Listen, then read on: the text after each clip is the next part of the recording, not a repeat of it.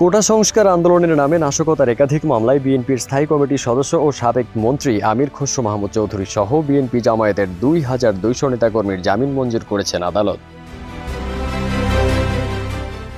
৬ August Dhaka metropolitan magistrate আদালতে এদের জামিন আবেদন করা হয়। শুনানি শেষে বিচারক তাদের জামিন মঞ্জুর করেন। কোটা সংস্কার আন্দোলনের নামে নাশকতার অভিযোগে তাদের গ্রেপ্তার করা হয়েছিল।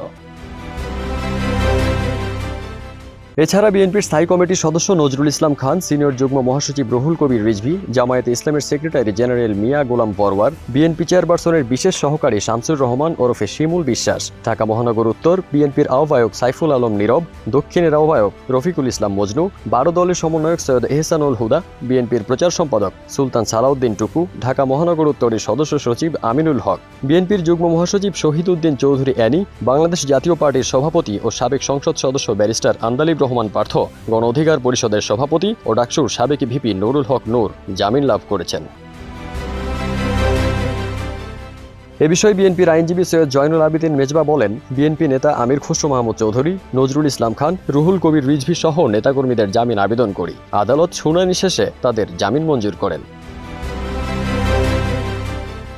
জামায়াতের আইনজীবী আব্দুর রাজ্জাক বলেন, জামায়াতে ইসলামীর সেক্রেটারি জেনারেল মিয়া গোলাম পরওয়ার সহ নেতাদের জামিনের জন্য আবেদন করি। আদালত শুনানি শেষে তাদের জামিন মঞ্জুর করেছেন। ফারদিন সানি, দেশ রূপান্তর।